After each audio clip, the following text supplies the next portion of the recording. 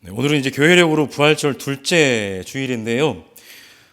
기독교 신앙의 우리 주님의 중심에 우리 주님의 신 예수의 십자가 죽음과 또 부활이 있다는 것은 누구도 부인할 수 없는 사실입니다. 그리스도인이라 불리는 사람들은 당연히 기본적으로 예수의 죽음과 부활을 믿는, 즉 부활 신앙으로 살아가는 사람들입니다. 다시 말씀드리면 멀리 갈 것 없이 오늘 이곳에 모인 저와 여러분 모두는 바로 부활 신앙으로 살아가는 사람들이라는 겁니다. 무슨 당연한 얘기를 그렇게 하나 싶을지도 모르겠습니다만은, 그렇다면 이런 질문을 한번 해봐도 좋을 것 같습니다. 과연 부활 신앙이라고 하는 것은 어떤 신앙을 의미하는 것일까라는 겁니다. 아마도 대부분의 그리스도인들은 부활 신앙하면 이 땅에서 주어진 삶을 별탈 없이 잘 살다가 죽은 이후에 천국에 갈 것을 믿는 것, 그것이 바로 부활신앙이라고 말할 것입니다. 물론 그것도 틀리진 않습니다. 맞습니다. 하지만 그것이 과연 전부일까를 우리는 생각을 하면서 살아야 합니다. 이것과 연관해서 그렇다면 부활신앙이라고 말할 때 신앙, 즉 무언가를 믿는다라는 것은 또 무엇일까를 생각해 볼 수도 있습니다. 부활이 방금 말씀드렸던 것처럼 죽음 이후의 내세에 관한 것이든 아니면 그 어떤 다른 것이든 그것을 믿는다는 것은 과연 무엇일까를 우리는 생각해 보아야 한다는 것이죠. 어쩌면 지금까지 한국교회가 가르쳐온 믿음이라고 하는 것은 주로 지적인 동의 혹은 감정적인 확신 정도였던 것 같습니다. 그리고 그것은 지극히 개인적인 차원의 것으로 이해되었던 것이 사실입니다. 제가 신학대학교 다니면서 들었던 필수 과목 중에 전도 폭발이라는 과목이 있었는데요. 많이 들어보셨을 겁니다. 일종의 전도 프로그램이라고 해야 할까요? 그 프로그램에서 소위 복음 제시를 하는 첫 질문은 이렇게 시작합니다. 선생님께서 만일 오늘이라도 이 세상을 떠나신다면 천국에 들어간다는 것을 확신하고 계십니까? 라고 질문을 합니다. 너무나 확고하게 예라고 대답하면 이제 더 이상 복음을 전하지 못하는 거죠. 그러나 조금이라도 글쎄요라고 하는 기미가 보이면 그때부터 이제 복음 제시가 시작되는 겁니다. 이 질문을 시작으로 다양한 성경 구절들과 예화들이 이어지는 복음 제시가 끝나게 되면 반드시 해야 하는 것이 있는데, 바로 복음을 제시한 사람을 한마디씩 따라서 하는 소위 일종의 영접 기도입니다. 많이 들어보셨을 겁니다. 이 모든 과정이 끝나면 복음을 제시받은 사람은 비로소 하나님의 자녀가 되었다라고 이제 선언이 되게 됩니다. 그런데 한 가지 예로가 있는데, 신학교 수업 때 복음 제시 사례 발표를 했던 제 선배 한 사람은 그 마지막에 영접 기도를 빼먹었다는 이유로 수업 시간에 교수님께 아주 호되게 질책을 당했거든요. 그 이유는 영접 기도를 하지 않아서 하나님의 자녀가 되지 못하면 당신이 책임질 거냐? 라는 내용의 질책이었습니다.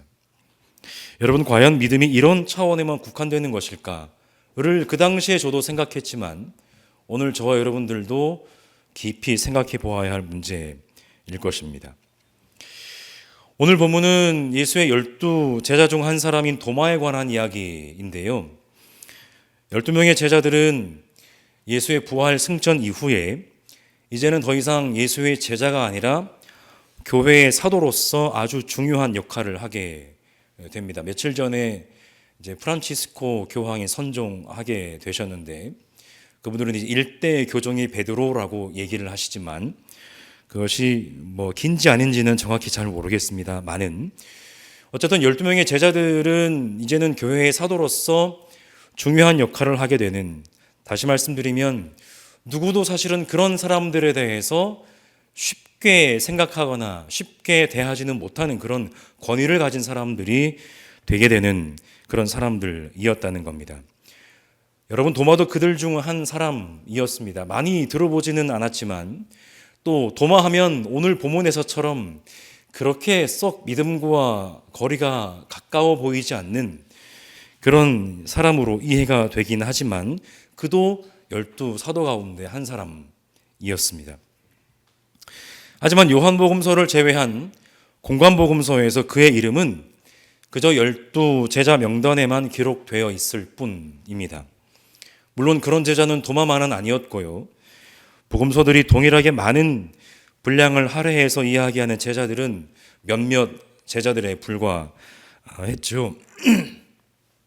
베드로, 야고보, 요한 정도, 그리고 예수의 십자가 처형에 결정적인 역할을 했던 가룟 유다 정도만이 복음서 기자들이 상당한 분량을 할애해서 이야기하는 제자들이었습니다. 그렇다면 마태나 마가, 누가는 굳이 전하지 않는 도마라는 제자의 이야기를 왜 요한은 그것도 복음서의 이야기의 클라이막스라고 할 수 있는 부활을 이야기하는 장면 속에, 그것도 부활의 증인으로서의 긍정적인 역할이라기보다는 뭔가 좀 다소간의 부정적인 역할을 하는 것처럼 보이는 그런 이야기를 통해서 기록을 해놓았을까 궁금합니다. 여러분, 요한복음서에서 예수의 부활을 증언하는 복음서 20장을 한번 쭉 훑어보시면, 오늘 본문이 포함되어 있는요, 쭉 훑어보게 되면 제자들은 하나같이 부활을 단박에 제대로 받아들이지 못하는 모습으로 묘사되고 있습니다.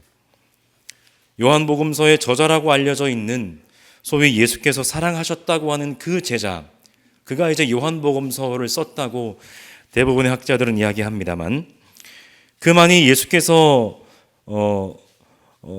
부활하셔서 그 무덤이 비어있는 것을 보고 믿었다고 20장 8절에서 이야기할 뿐, 대부분의 제자들은 예수의 부활을 단번에 믿지 못하는 그런 모습으로 그려지고 있습니다.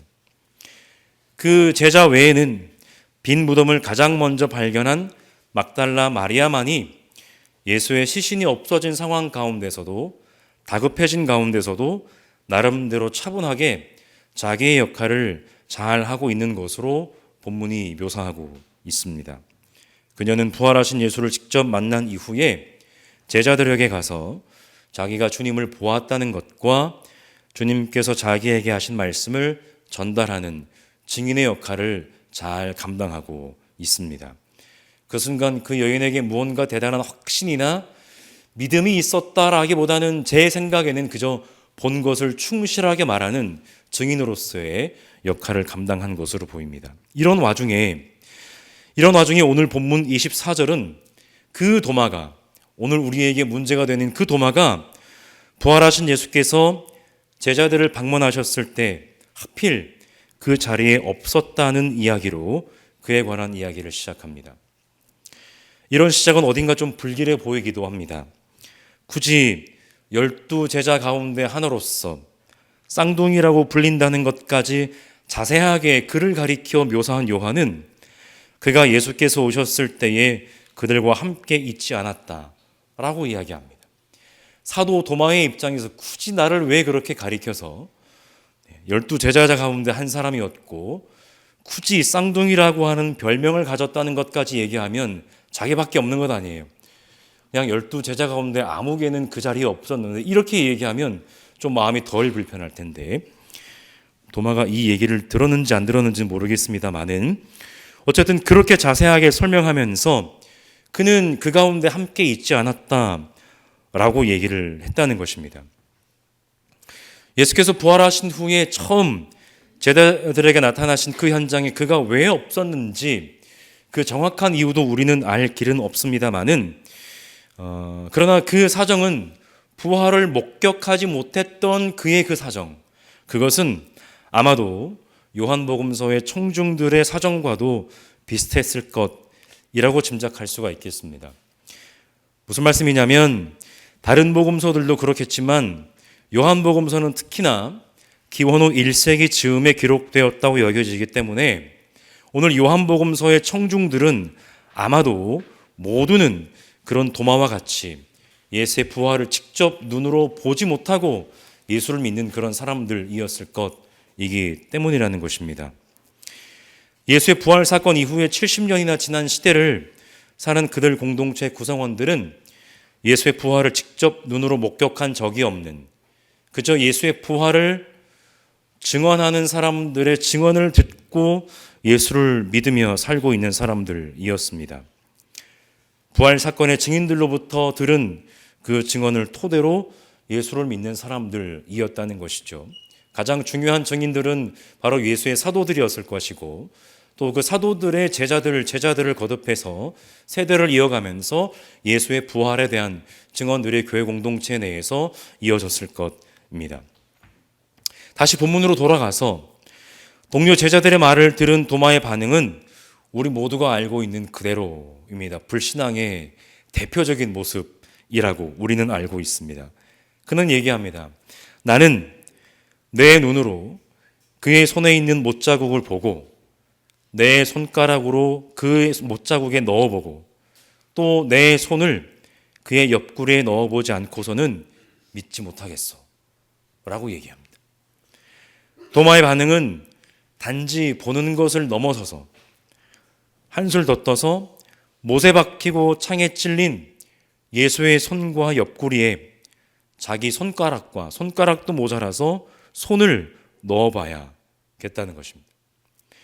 지금 도마가 생각하고 있는 예수의 몸은, 지금 이 말을 할 때 도마가 생각하는 예수의 몸은 아마도 부활이라고 하는 것의 실체를 잘 알지 못하는 그저 육신을 가리키는 것으로 보입니다. 그런데 오늘 본문 20장을 이어 내려가면서 요한이 전하는 부활하신 예수의 몸은 사실은 또 다른 차원의 것으로 묘사되고 있다는 것을 우리는 잘 알아야 할 것입니다. 예수는 마리아에게 아직 자신의 몸에 손을 대지 말라고 말씀하셨습니다. 왜냐하면 아직 아버지께로 올라가지 않았기 때문이고, 또 제자들이 문을 다 걸고 있는 바로 그곳에 그분은 문을 열지 않은 채로 그곳을 들어가셨습니다. 예수께서 그들 가운데서 들어가셔서 평화의 말씀을 전하셨다라는 것이죠. 물론 그 두 몸의 차이가 어떠한지 오늘 우리는 잘 알 수가 없습니다. 그저 하나님의 신비의 영역에 속하는 것이라고 생각하는 것으로 만족을 해야 할 것입니다.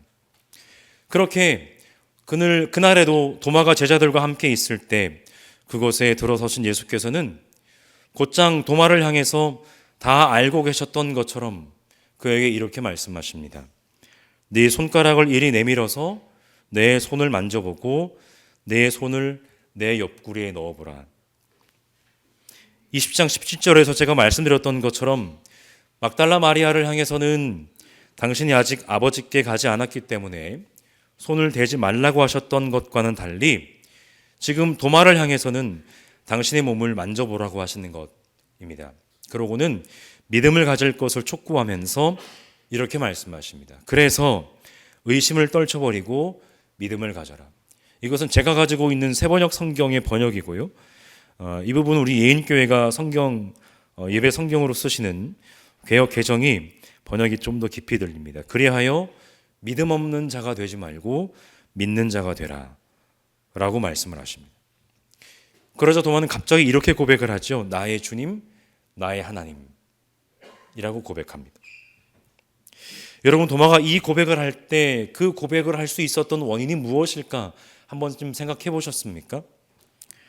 저는 왜 도마가 이런 고백을 했을까가 궁금합니다. 예수의 손과 옆구리를 보고 그저 만져보았기 때문이었을까? 사람들이 많이 얘기하는 것처럼 보는 게 믿는 것이다 라고 얘기하는 것처럼 보았으니까 믿는 것일까? 만져보았으니까 믿는 것일까? 아니면 그것 말고 다른 무엇이 있어서 그는 나의 주님, 나의 하나님이라고 고백할 수 있었던 것일까? 라를 생각해 보게 됩니다.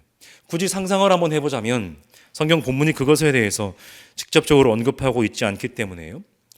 예수의 손과 옆구리를 보고 만지는 그 순간 아마도 도마는 우리가 좀 세상적으로 말하면 뭔가 짜릿한 뭔가 기운이 자기의 몸을 감싸는 것을 느꼈을지도 모르겠습니다. 일종의 하나님의 은혜를 만나는, 하나님의 임재를 만나는 신비한 체험을 했을지도 모르겠습니다. 굳이 비교를 하자면 마치 다마스커스로 가던 바울이 그 도상에서 부활하신 예수를 만난 그 경험처럼 말입니다. 무언가 설명을 하고 싶지만 사람의 말로는 무언가 설명을 할 수 없는 그런 경험 말입니다. 오직 경험에만 남아있는 그런 경험이 아마도 그날 도마에게도 있었던 것 같습니다. 그런데 요한은 도대체 도마가 어떤 체험을 했는가에 대해서 말하기보다는 20장을 걸쳐서 또 다른 것을 이야기하고 있는 것처럼 보이는데 바로 그것은 예수의 부활 이야기를 전하면서 줄곧 말의 힘을 강조하고 있다는 것입니다. 그것은 부활하신 예수의 말씀입니다. 부활하신 예수는 마리아를 만나셨을 때 왜 울고 있는지, 누구를 찾고 있는지를 물으셨습니다. 그때에는 마리아는 그를 알아보지 못했습니다.